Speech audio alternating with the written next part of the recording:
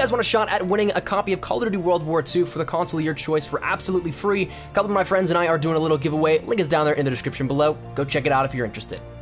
1 year ago, we had all eyes on Black Ops 3 to see if there were any secrets out there that we had not yet picked up on. This was the time of the Salvation release, and of course, therefore, just shortly thereafter, the completion of the Revelations Easter egg. And for those of you guys that don't remember, a lot of people thought that we'd get a super Easter egg within Black Ops 3, and at that point, the hunt was on, the speculation was wild, and ultimately, what did it lead to? So I want to take a look back today and showcase a little bit of what some people may not remember and what I think was a very pivotal moment in the Black Ops 3 and Zombies community, and ultimately what led to Infinite Warfare this year doing what the fans wanted to see all along. So that said, let's talk about the theoried super Easter egg within Black Ops 3. Once again, it's something that's, as we know now, hasn't happened just yet. Of course, we still had story implications and everything carry over into DLC 5 or Zombies Chronicles later on in this year, but at the time we had absolutely no knowledge or no conception of that idea ever happening. So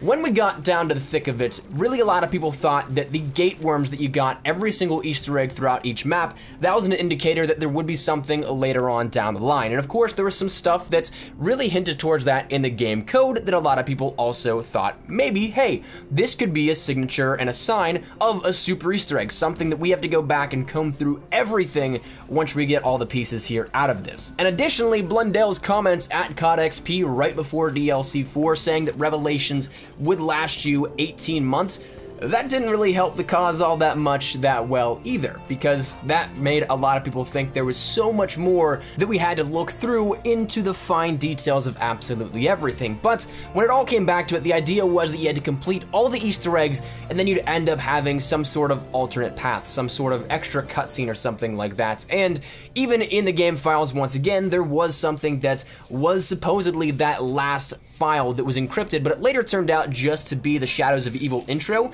in which they were testing out new encryption methods for the game code, but it got thrown into the mix with the Revelations update, and therefore everybody thought this was the end-all be-all. So while it would have been awesome, the theories still speculated for weeks on end, and a lot of it came down to the ending that we had. People weren't necessarily too happy with it, and though narratively it set up the idea of the theoretical Black Ops 4, and it set up what we could see going into that, it really wasn't what many people wanted. So theories of redoing all the Easter eggs in a parallel fashion so that you could instead fight Monty at the end, and that the Shadow Man was truly one of the good guys, which there's actually some really cool theories out there with that, which I might be able to toss some cards up on screen for you guys to check out, in which we've detailed those in previous videos. But all sorts of different awesome theories came out, and honestly, I think that I'd love to explore these, but sadly we never got the opportunity to. Blundell later mentioned in Zombies Chronicles interviews that he toyed around with the idea in development of that narratively, but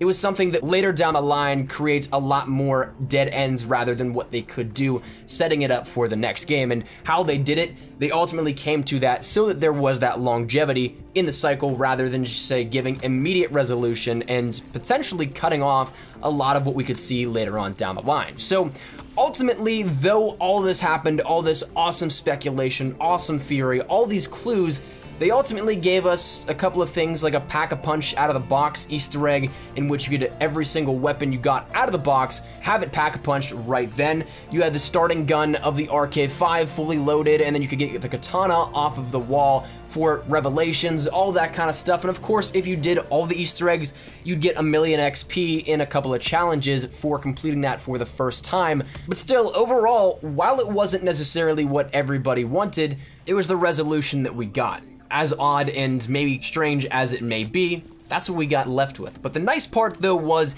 that through all of this, we ended up seeing that the community really wanted something like this, an end game of a sort, in which we could do everything, basically a 100% completion in terms of that, but then have it transfer over into something else extra at the end of the game. And that's what Infinity Ward did with Infinite Warfare Zombies. And though it might not be everybody's cup of tea, it was something that it took that and really put it into a realistic standpoint to see that it can work. So maybe we get something something like that in the next year's title with Treyarch, maybe not. I guess we'll see, but it is something that is cool to look back at, I think, and see just what this sort of outbreak of an awesome idea it was and how it really moved the community going forward. So that said, 1 year later now, it's weird to think about that now that we know what we have. It was kind of odd to think that we were ever going to get anything else, but of course at the time it seemed perfectly logical. So that said, I'd love to get your thoughts and feedback down there in the comment section down below. Have you guys noticed this at all? Did you guys see this in any way, shape, or form whenever you guys were playing Black Ops 3 back in the day? Did you guys want this to happen? Did you guys not want it to happen? Whatever it may be,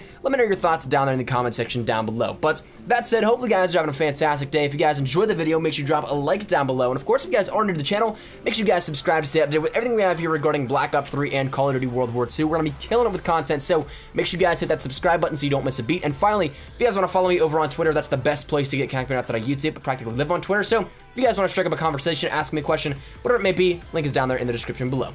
But all that said and out of the way, hope you guys have a fantastic day. Thanks so much for watching. Mine has been Espresso. I'll see you guys later. Take care, and peace.